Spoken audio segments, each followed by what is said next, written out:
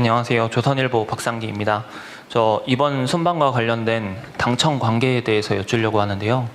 이번 순방 출국 행사장에 정청래 당대표께서 안 나오셔가지고 많은 해석이 있었던 것 같습니다. 대통령님께서 순방 중에 X에 올리신 글에 대해서도 당 지도부를 향한 것 아니냐는 얘기가 있었고요. 앞으로 있을 당 전당대회 관련해서 당청 갈등 내지는 명청 갈등 얘기가 나오는데 이에 대한 대통령님 말씀 여쭙니다. 이거 다음 주제로 원래 하기로 했던 거죠? 안 나고 할까요? 사실 저는 제가 해외 출국하거나 귀국할 때 막 많은 사람들이 줄 서서 하는 게 그렇게 흔쾌히 기분 좋은 일은 아니에요. 그냥 통상적인 업무 중에 일부인데 그렇게 좀 할 필요가 있나 이런 생각을 했던 거고, 이번에 나갈 때는 그렇게 꼭 해야 되나 그런 생각이 있었는데, 하여튼 일부가 참석을 못하는 또는 안 하는 그런 상황이 생겼던 것 같습니다. 저는 당청 관계에 대해서 당도 정부에 대해서 필요한 쓴소리 할 수 있죠. 저는 좋은 소리만 해야 된다고 생각하지는 않아요. 그러나 정부는 당이 만든 것이죠. 그리고 정당의 본래 목적, 존재 목적은 헌법에도 써져 있지만 권력 정치죠. 선거를 통한 국민들의 선택을 받는 거예요. 그건 당연히 경쟁을 해야 되고, 경쟁의 핵심은 국민의 지지죠. 지지가 많은 쪽이 권력을 위임받는 거죠. 정당의 본래 목적인 권력을 쟁취하는 겁니다. 이게 한 번에 끝나지는 않죠. 우리 민주사회에서는 일정한 기간을 두고 주기적으로 그런 선택을 국민들이 하게 됩니다. 끊임없이 국민의 선택을 받기 위해 노력해야죠. 국민들 사이에는 의견이 당연히 갈리죠. 또 생각도 다르죠. 이해관계도 다르죠. 생긴 것도 또 다를 수 있어요. 다르죠. 다. 온갖 다름이 있습니다. 아마 무지개보다 더 많이 다르겠죠. 그런데 정치는 자신들의 본질적 지향이라고 하는 게 있죠. 그러나 그 본질적 지향에 적극적으로 동의하고 공감하는 사람만 모아서는 전체를 대표하기 어렵습니다. 제가 그런 얘기를 자주 드리는데, 이론가, 운동가와 실천가, 정치인은 다르다. 정치는 현실이죠. 그리고 실천이 중요해요. 이론가, 이상가, 사상가, 운동가는 주장만 잘하면 돼요. 동의 안 해도 상관없어요. 주장하는 것 자체로 의미가 있죠. 물론 동조자가 많으면 더 좋죠. 그러나 본질은 아니에요. 그러나 정치는 동조자, 공감하는 사람을 많이 모으는 게 마지막 결론이죠. 그래서 정치는 언제나 포용적이어야 합니다. 제가 빈말로 하는 게 아니고요. 듣기 좋자고 하는 게 아니고, 그게 현실이에요. 우리의 원래 가진 이상과 가치를 잃지 않아야죠. 그렇다고 그걸 땀내는 강요할 수는 없어요. 그걸 잃지 않으면서도 최대한 많은 사람들에게 공감을 이끌어내고, 약간 달라도 다른 점보다는 같은 점들을 찾기 위한 노력을 끊임없이 해야죠. 사실 친구 간도 마찬가지예요. 쟤는 왜 저런 게 마음에 안 들어? 이거 왜 마음에 안 들어? 이러면 다 남대요, 원수대요. 쟤는 왜 이런 게 좋아? 웃는 게 너무 좋아. 쟤는 뭘 하는 게 좋아. 쟤는 이렇게 배려해 주는 게 좋아. 이 좋은 점들을 찾으면 친구가 많아지죠. 정치도 마찬가지 아닌가요? 그런 생각이 듭니다. 당청 관계는 그래서 사실은 동일체이기도 하고 다른 존재이기도 하죠. 정부는 당이 만든 거잖아요. 정당 국가에서.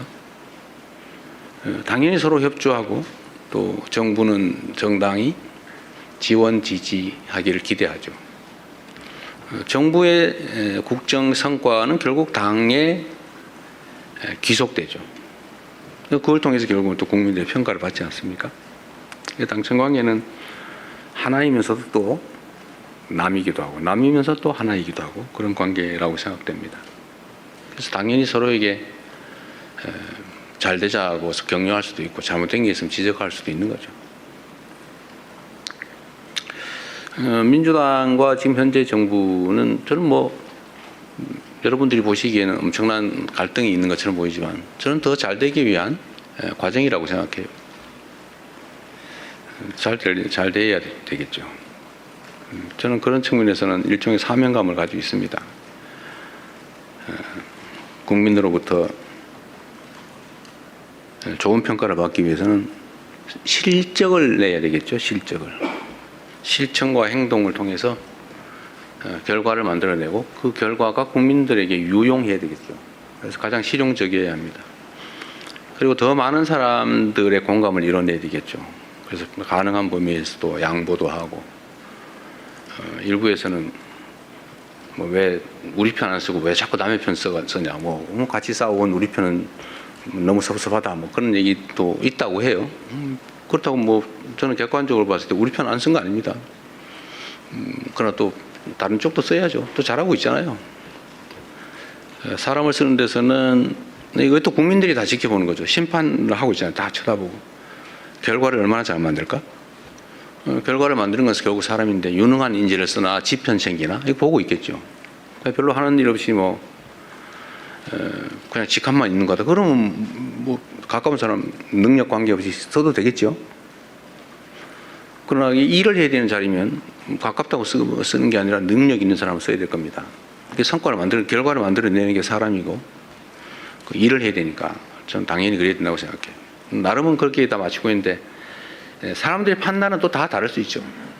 저의 판단이 100% 옳다고 생각하지 않아요. 다른 사람의 의견이 그렇다고 100% 옳다고 생각하지도 않아요. 다 옳을 수도 있고 다 틀릴 수도 있죠.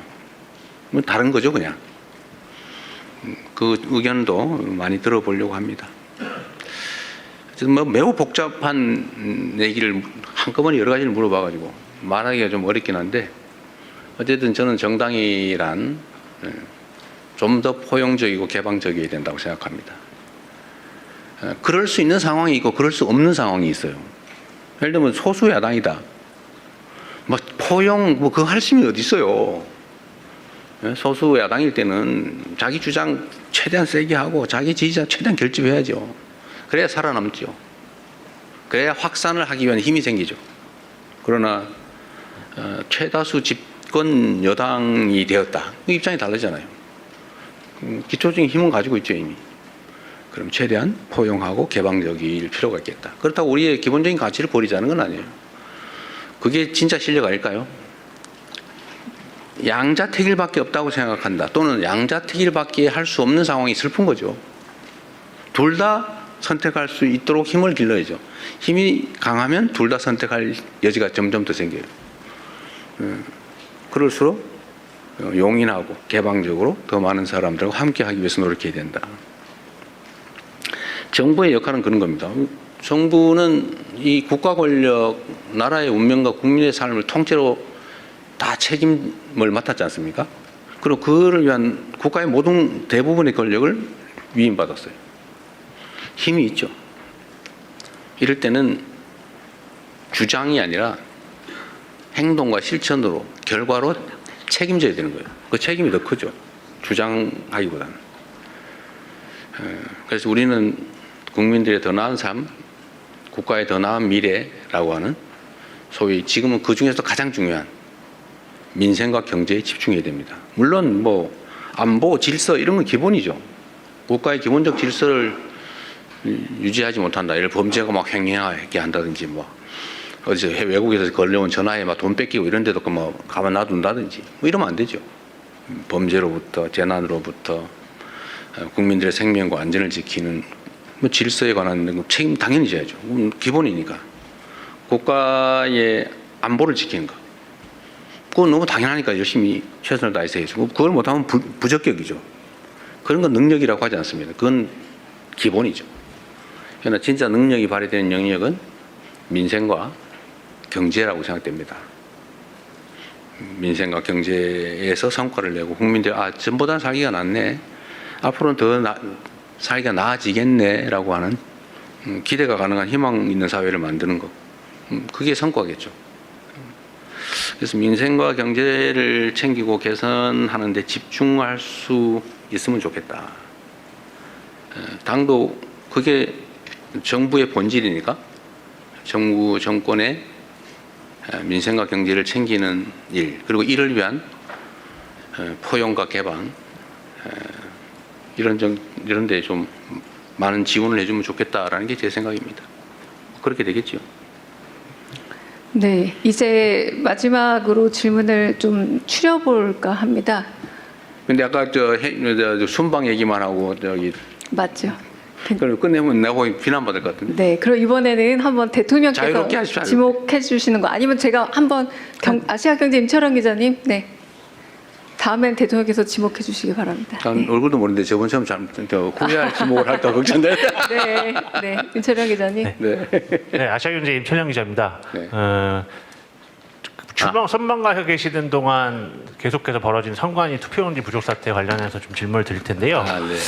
선관위 투표용지 부족 사태에 따라서 잠실 7동 투표소 앞 시위가 2주를 넘겨서 계속 네. 되고 있는데, 관련해서 참정권 침해를 바로 잡아야 된다는 게 원래 초기 시위의 어떤 네. 목소리였는데요. 가면 갈수록 저기 부정선거를 주장하는 목소리가 더 커지고 있다는 지적이 나오고 있고요. 동시에는 그 체육단체 행정 마비 사태까지 장기화되고 있는 상황인데, 이와 관련해서 경찰력이 미온적으로 대처하고 있다는 지적도 나오고 있습니다. 그 현 상황에 대해서 대통령님의 어떤 판단과 생각을 듣고 싶습니다. 네. 사실 전에도 한번 말씀드렸는데, 우리 청년들, 젊은이들이 국민의 참정권 문제에 또는 투표 기회 박탈에 대해서 이렇게 매우 민감한 반응을 보이고 또 행동으로 그걸 지키기 위해서 노력하는 걸 보고 저 사실은 약간 놀라웠습니다. 우리보다 더 낫구나, 기성세대보다. 우리는 되게 이해관계 때문에 많이 싸우는데 매우 이기적이고 또 세상의 정의와 공정 질서에 무관심하다고 선입관을 가졌던 청년들이 오히려 우리가 무관심하거나 아니면 관심의 비중이 좀 적다고 판단되는 이 영역에 이와 같이 문제를 제기하고 행동까지 하는 점 보고 우리와는 다른 세대구나 라는 생각을 하게 됐어요. 그래서 매우 감사하게 생각한다, 이 말씀 한번 드렸습니다. 선관위 문제는 사실 참 황당하죠. 제 입장에서도 선관위 좀 문제다 이렇게 생각을 하긴 하지만 평소에도, 근데 뭐 아무런 우리가 그 통제, 감시, 견제 권한이 없어요. 하다못해 선관위원장에 대한 형식적 임명권조차도 없어요. 스스로 자기들끼리 돌아가면서 뽑게 돼 있어요. 정부에서 3명, 대통령이죠. 대통령이 3명, 대법원에서 3명, 대법원장이 3명, 국회에서 3명. 이렇게 뽑으면 그 9명이 돌아가면서 위원장을 하는데, 지금까지 수십 년 관행은 대법원에서 지명하는 3명의 선관위원 중에 대법관을 1명을 포함시키는데, 대법원장이 지명한 대법관인 선관위원이 당연히 선관위원장을 맡아봤단 말이에요. 그래서 우리는 그래도 가장 공정한 대법관이 맡아서 가장 공정하게 잘하지 않을까, 그런 기대를 했지 않았겠어요? 그런데 결과는 이런 어처구니 없는 일이 벌어진 거죠. 예를 들어 전에 뭐 채용 비리 문제도 그렇고, 뭐 최근에 나오는 뭐 좀 얘기하기 좀 그럽니다. 뭐 해외 출장 얘기도 그렇고, 그다음에 뭐 입력을 하는데도 뭐 신경 안 써가지고 막 뒤집어서 입력을 하고, 더군다나 무슨 투표지가 부족하게 만든다든지, 뭐 사실 상상할 수 없는 일이잖아요. 투표지야 원래 투표할 사람 숫자만큼 만드는 게 우리 동창회장 뽑을 때도 하는 거 아닌가요? 아니 뭐 회원 중에 안 올 사람 있긴 하죠. 우리가 50명 회원이면 50장 만들지 않아요? 근데 평소에 42명 왔으니까 43명만 하자고 그랬는데 45명 와버렸네 이게. 이게 말이 되냐고 이게. 그것도 예산이 없었냐 그것도 아니잖아요. 다 예산 편성해 줬잖아요. 뭐라고 뭐 변명이 있겠지만 있을 수 없는 일이죠. 국가의 가장 근간인 소위 민주적 기본 질서를 유지하는 이런 투표제도, 선거제도를 정말 헌법이 정하는 중립기관으로서 아무의 통제도 받지 않고 하면 그만큼 책임을 져야 되는데 책임을 진 게 아니라 자유롭게 해버린 거죠. 방종에 가까운 자유를 구가했던 것 같습니다. 결국은 심각한 문제가 있죠. 대응을 해야 되겠죠 이제. 일단 집회 시위에 관한 문제를 얘기하기 전에 선관위의 문제는 저는 좀 이따 뭐 대주보회의 때도 이 얘기를 하려고 했는데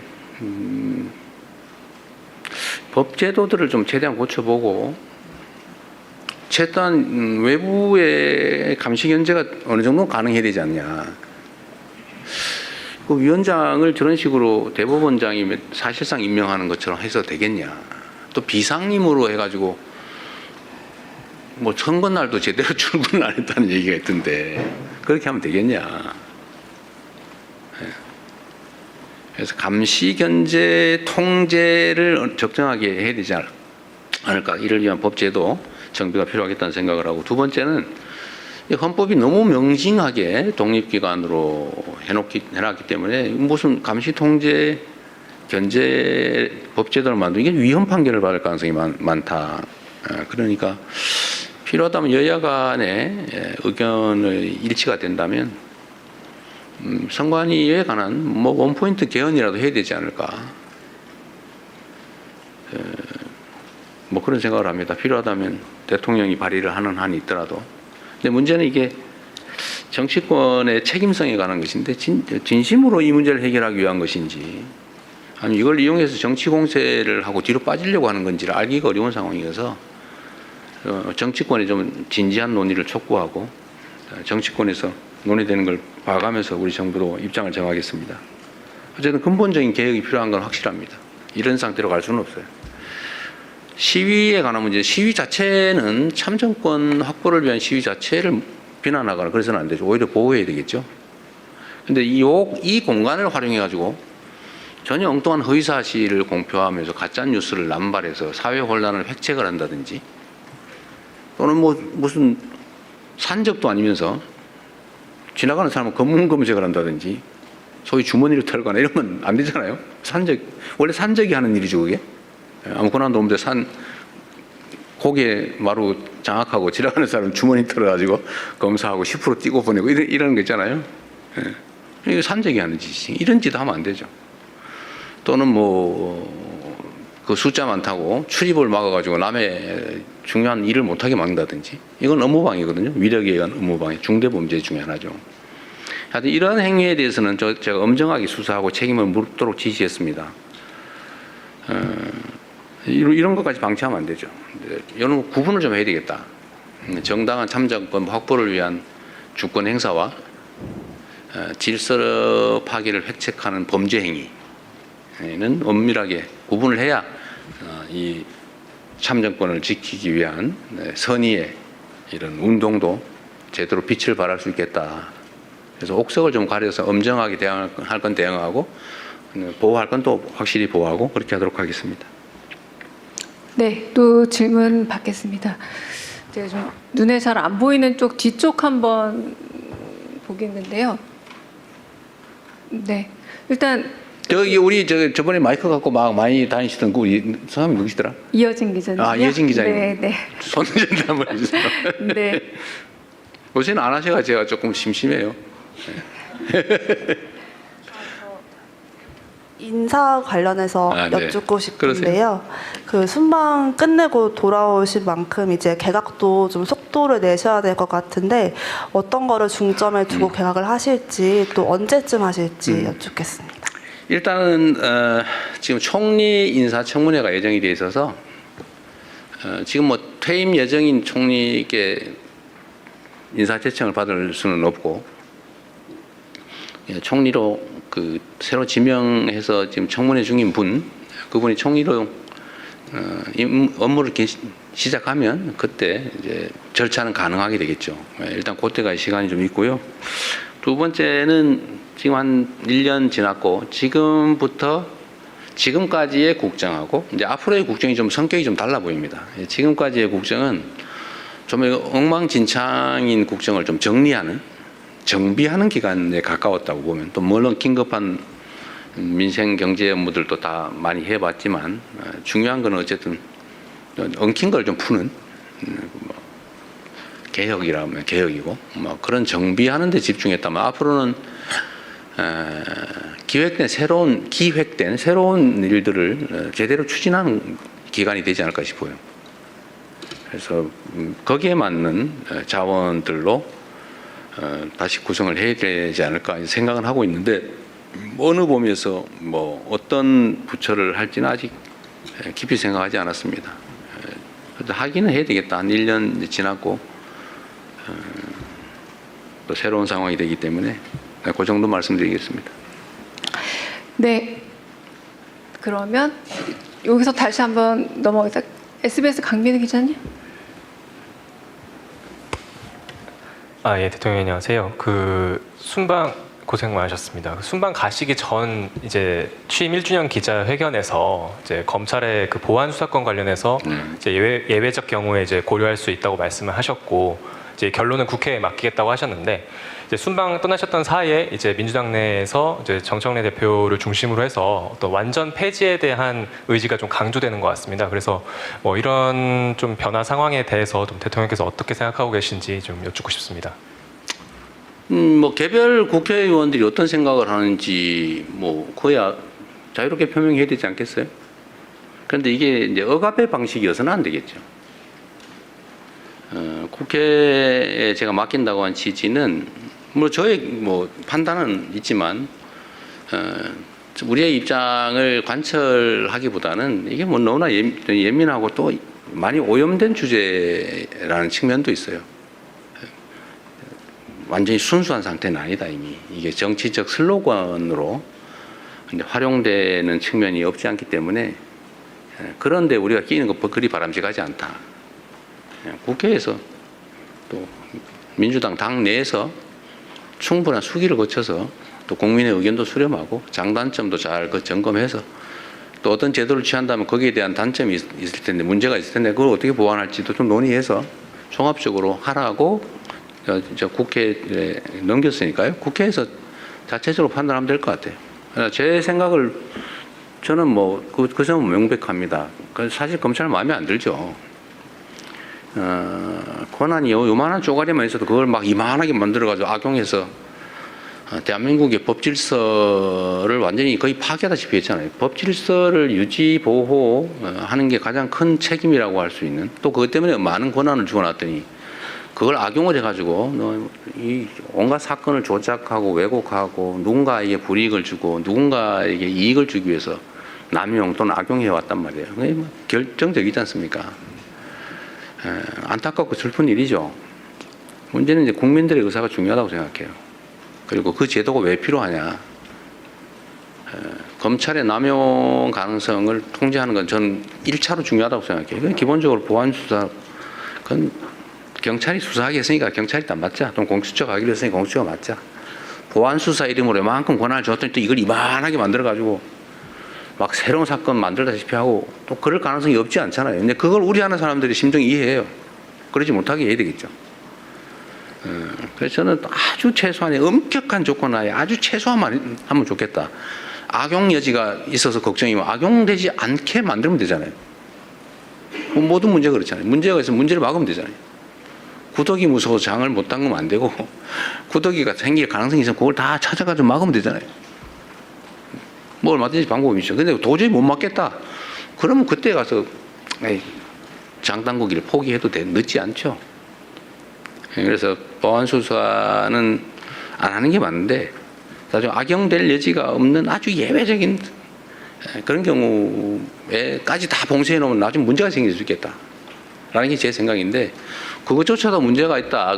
그런 악용 가능성이 없지만 그래도 가능성이 조금이라도 있다면 안 되겠다 이렇게 판단하면 안 할 수 있는 거죠. 제도라고 하는 걸 한번 만들어서 시행하다 또 필요하면 교정하면 되죠. 그래서 제 생각엔 국회에서 충분히 국민의 입장에서 또 악용 가능성을 배제하는 필요를 충분히 논의하면 좋겠다. 충분히 논의하시면 좋겠어요. 무조건 이게 진리야 이렇게 하는 거라든지 뭐 이거를 가지고 내가 정치적인 이익을 한번 챙겨봐야지 뭐 이렇게 접근하지 않는다면 뭐 충분히 논의해서 해결할 수 있겠다 생각합니다.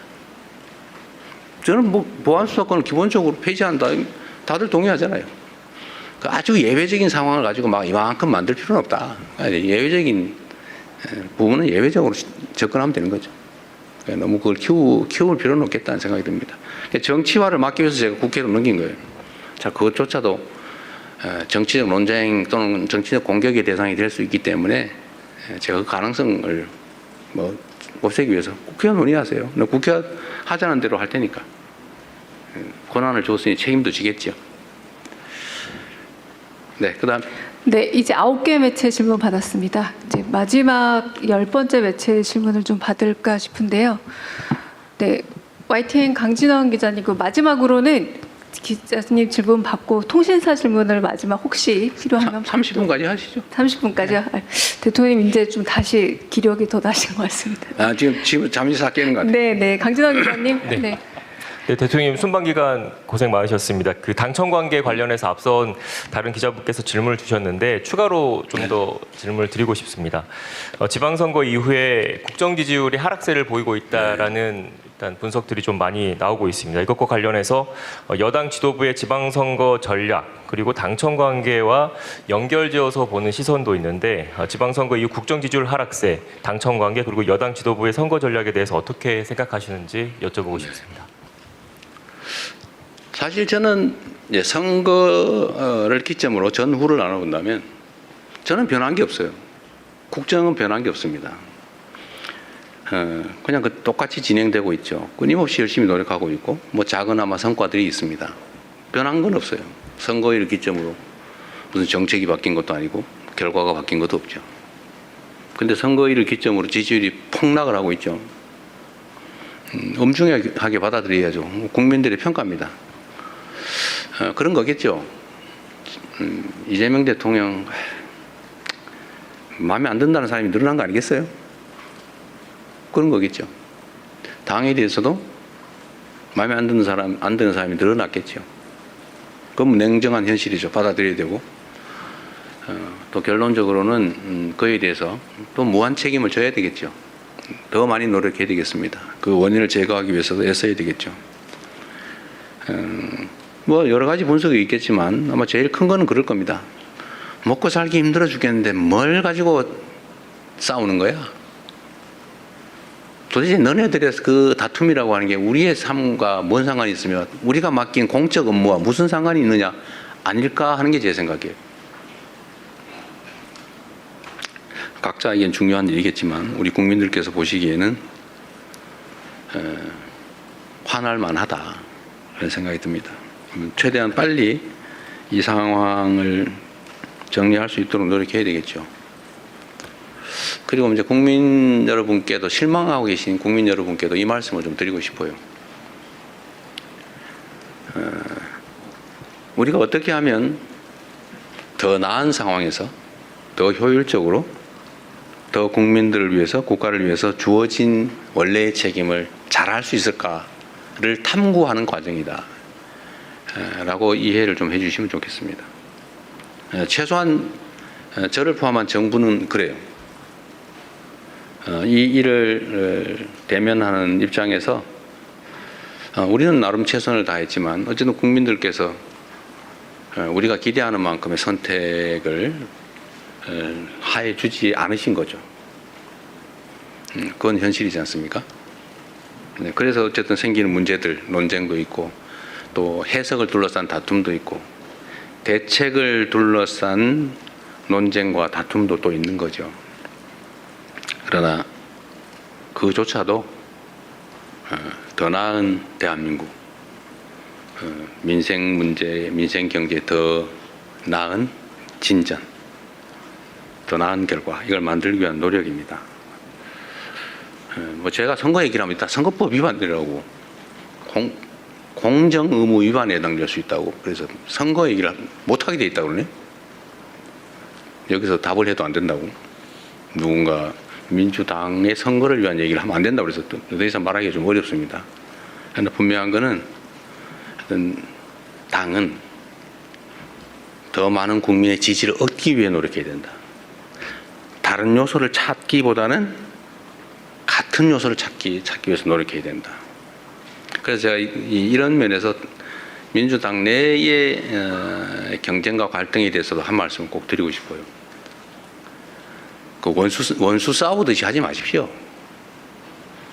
거기에 그 같은 입장에 있는 같은 진영이라고 하는 울타리 안에 있는 사람들끼리 경쟁을 하는 게 아니라 전쟁을 했어야 되겠습니까?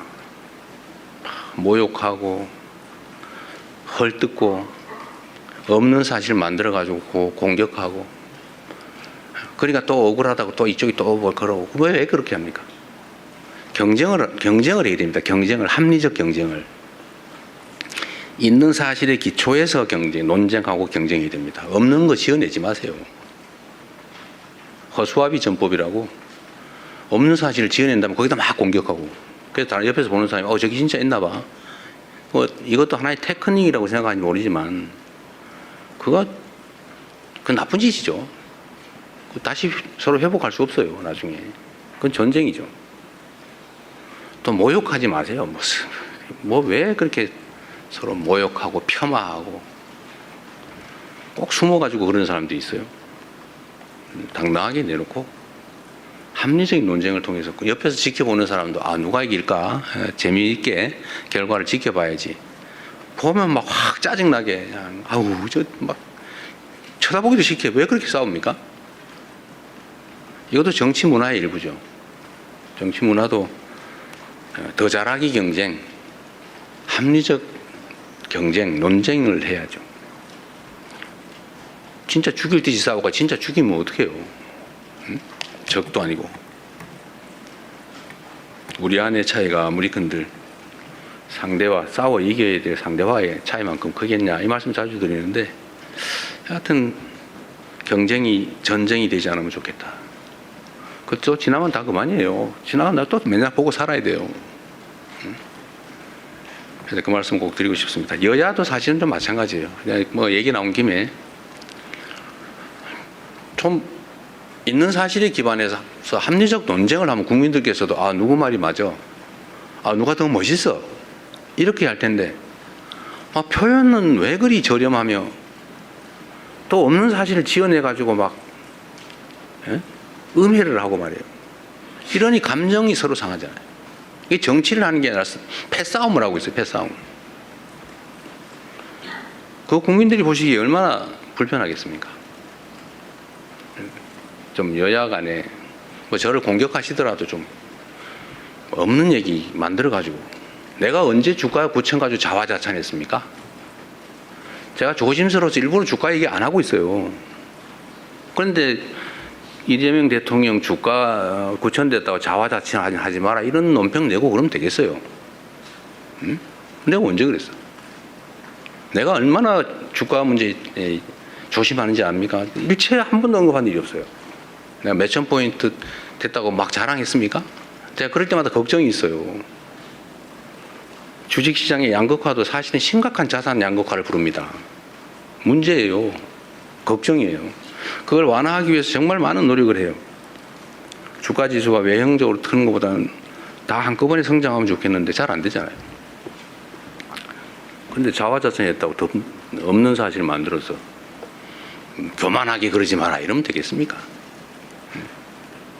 예를 들면 그래서 여야 간이든 당내든 정치적인 논쟁은 좀 전쟁이 아닌 경쟁이었으면 좋겠어요. 그 경쟁도 죽이기 경쟁이 아니고 네가 더 못하나 내가 더 못하나 이런 저열한 구태 경쟁이 아니고 누가 더 잘하나 누가 더 합리적인가 누가 더 효율적인가를 국민이 보는 앞에서 논쟁할 수 있었으면 좋겠습니다. 네, 이제 정말 마지막 질문으로 가겠습니다. 네, 지금 통신사 손 안 들어 주셔서 그냥 제가 박준영 간사님, 네, 마지막 질문으로 받겠습니다. 안녕하십니까. 데일리 한국 박준영입니다. 먼저 늘 힘써주셔서 감사합니다. 대통령님께서 순방 직후 직접 브리핑에 나서시는 것은 이번이 처음이신데요. 앞으로도 매 순방 이후 이렇게 직접 브리핑을 하실지 궁금하고요. 또 통상 참모진이 설명해왔던 그런 순방 성과를 대통령께서 설명하기로 한 결정 과정에서 이 순방 성과가 국내 정치 이슈에 가려졌다는 판단이 좀 있었는지 궁금합니다.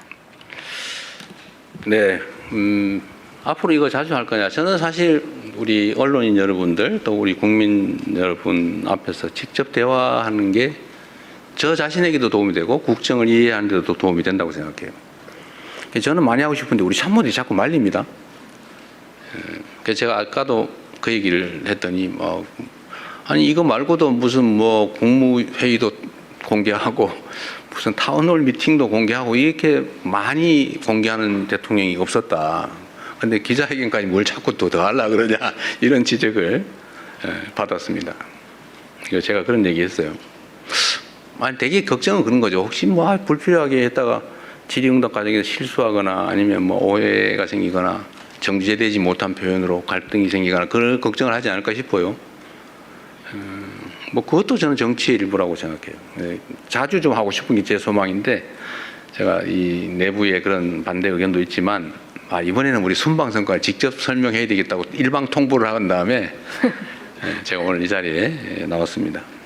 뭐 참모들로서는 그런 걱정하는 게 맞죠. 저는 앞으로도 좀 자주 하고 싶어요. 여러분들하고 대화를. 그리고 제 진지한 제 속마음도 우리 카메라 앞에 우리 국민 여러분께 보여드리고 싶어요. 진짜 하고 싶은 이야기. 얘기를 안 하니까 오해가 자꾸 생기는 것도 있더라고요. 뭐 사실 이번에 순방 성과 설명을 직접 하게 된 계기도 뭐 그런 거 제 일환입니다. 국내 문제 상황에 영향을 미쳤냐? 뭐 영향이 없다고 할 수 없겠죠. 실제로 좀 매우 아쉽기도 했어요. 예를 들면 우리가 이 국가의 격에 관한 문제, 소위 국격에 관한 문제죠. 예를 들면 해외에서 대한민국을 얼마나 높이 평가하는가.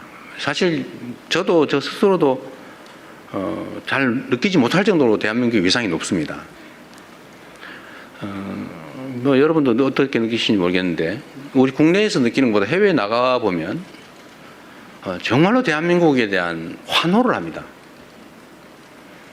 제가 이번에도 이제 파리가 아니죠. 에비앙에서 이제 G7 회의를 하고 사전 행사로 저녁 때 이제 그 지역의 중학생들이 이제 노래를 해주는 그런 시간이 있었어요.